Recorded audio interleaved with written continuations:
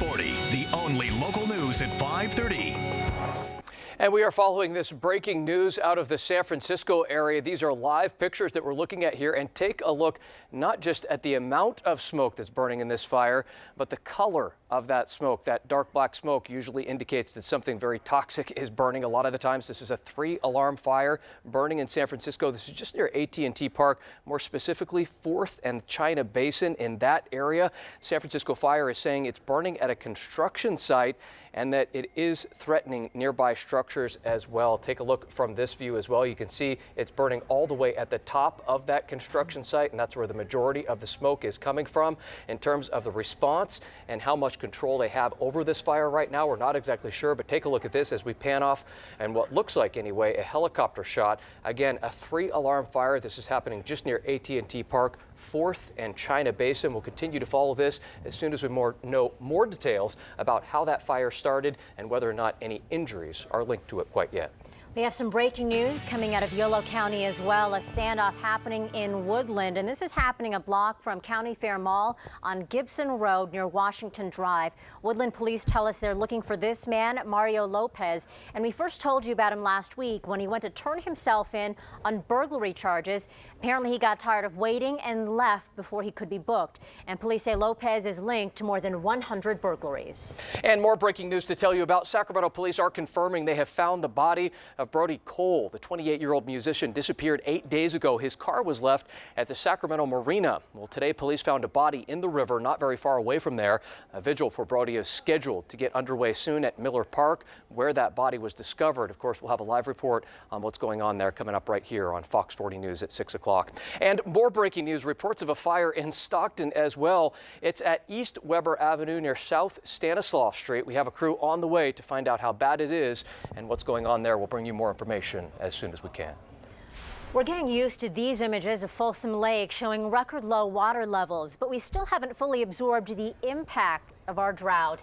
The drought hasn't just dried up our lakes, it has also dried up our rivers. And less water means a smaller path for fish to migrate, and I think that has serious consequences. We all know that for salmon, so state officials are trying to get creative in correcting that. Kimberly McDougall shows us how they plan to get those fish to safety.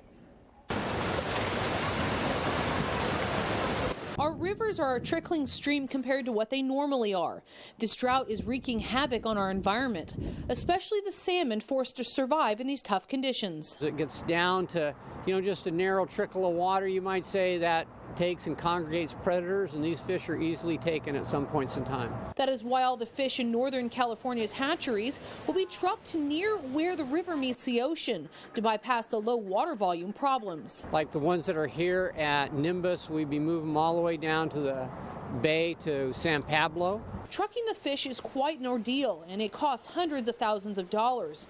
But California Department of Fish and Wildlife believes if the rivers don't fill up, it's the only way to keep the small salmon called smolt alive. It looks like a giant milk truck, only it's got all types of special modifications. Some have expressed concern if the fish don't make their way down the rivers to the ocean, they won't know how to return. Harry Morris with California Fish and Wildlife says some will get lost and end up in the wrong river, but it's a smaller percentage than how many would die just trying to survive this drought. The imprinting process of little fish starts when they're eggs all the way through, and we believe that if we get them down there, we'll see a very high percentage of them return to the correct rivers. The 30 million salmon will be trucked from the hatcheries starting in April and May to make it to the ocean in time so they will thrive. And the Pacific Fisheries Management Council is meeting this week as well. On Thursday, they will announce exactly how many salmon will be available for commercial fishermen to catch for our local restaurants and grocery stores. They will also set the salmon catching seasons for recreational fishermen. New at 5:30, today's so-called Octomom, Nadia Suleiman, pleaded not guilty to a new charge of welfare fraud. The Los Angeles County DA's office accused her of receiving an additional $10,000 of medical benefits she was not entitled to. With this latest count, authorities are seeking more than $26,000 in restitution. If convicted, the mother of 14 faces more than 6 years in prison. Is going high-tech in order to keep women convicts out of prison. Lonnie Wong tells us that the agency known for producing license plates and furniture has taken yet another step in expanding its operation. It's the distance between this point. This class in computer-aided design, or CAD, is not at any college or even trade school. These students are convicts at Folsom Prison. I can't stop smiling. Lavada Davis couldn't be happier after being selected for the inaugural 6-month program. She's the mother of 5 who was in prison for possessing stolen property. She and her classmates believe the training is empowering, since engineering companies have committed to hiring graduates. They're proud of their work. Once they see their finished product, they can say, I did that. The students in the CAD program design parts used in prison construction projects, skills that can earn them up to $50,000 a year on the outside. Now let's see if you can put the holes in and pattern the holes. The Prison Industry Authority is beginning to work more and more with women inmates, giving them a trade much like the men's program. 7 out of every 10 prison inmates who are released end up back in prison at a cost of $60,000 a year to taxpayers. Not so in this program. Once they go through here, it's a 93% chance that they won't be coming back to prison. Another big reason for programs like this, courts have ordered that California reduce its prison population. The women selected for the first class of the CAD program are almost all moms. They're hand-picked and highly motivated, and thus more are likely to make it on the outside. Lavada has 5 reasons to succeed. To show my kids that just because I have kids and I didn't have the skills, I can go out and acquire them and become something. So I could prove to them that they can become something. And that was Lonnie Wong reporting for us tonight. The program is also being supported by software companies who are now providing the instructors. Happening now, the Modesto City Council meets to vote on extending parking limits downtown. Here's a live look right now at Modesto, and the City Council will look at changing parking limits on an area from 9th to 12th Streets between H and K Streets. Currently, the parking limit is 1 hour, and tonight's vote could extend that to 2 hours after years of complaints from drivers and businesses that the 1 hour limit was just too short.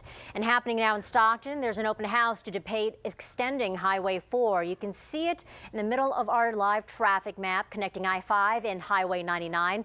Today's debate will look at extending the Crosstown Freeway into the Port of Stockton, and that would lighten up traffic on surface streets. And we are continuing to follow this breaking news out of San Francisco. These live pictures here are absolutely incredible. The amount of smoke and the color of that smoke, that dense black and gray smoke. And just within the last 10 minutes or so, this fire has been upgraded from just 3 alarms, according to San Francisco Fire, to now 4 alarms. This is happening very near AT&T Park, more specifically 4th and China Basin, that area. We know it's burning at a construction site and that the structures on either side of this construction site are being threatened right now as well. So again, just within the last couple of minutes, an upgrade to a 4-alarm fire in San Francisco. As to what caused it and what more specifically is burning, we're still waiting on those details. We'll continue to follow that breaking news out of San Francisco. And we just got word of a tree into a house in Loomis. Everybody got out okay. No one is hurt. It happened on Junewood Court. We do have a crew headed to the scene to take a better look at that damage. NFL free agency now underway, which means teams can sign players looking for new contracts. And Mark, both the Niners and the Raiders were active today. Yeah, the 49ers, Steph, weren't content with just signing guys. They actually traded for one as well. Blaine Gabbert is the newest 49ers quarterback in the fold. Niners picked him up today from the Jacksonville Jaguars for a 6th-round draft pick.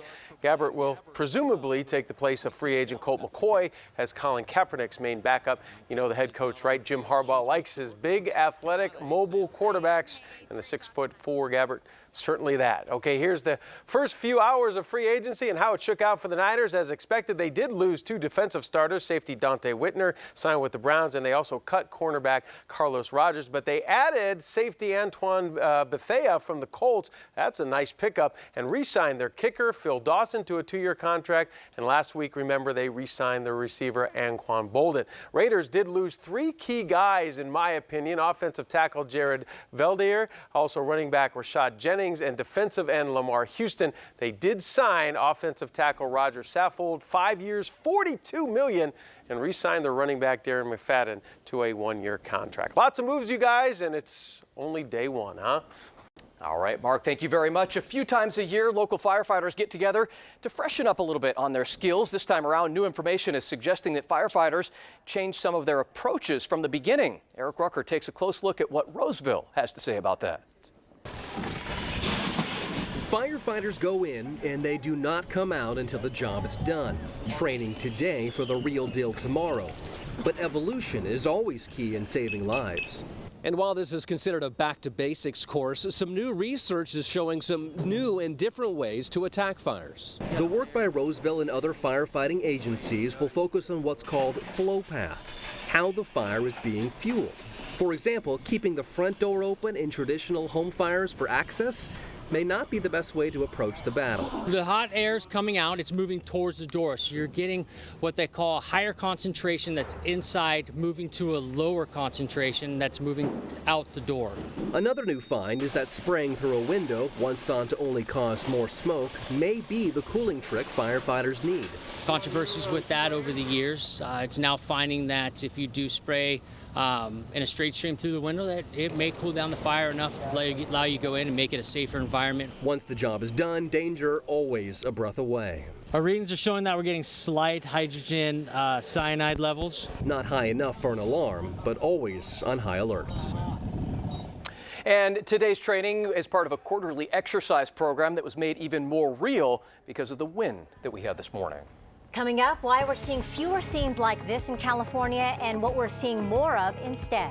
And continuing to follow this breaking news, this is a look at San Francisco, very near AT&T Park, 4th and China Basin. This is a 4-alarm fire that San Francisco Fire is fighting right now. We know it's at a construction site. Other structures are threatened. We'll have more on this after the break.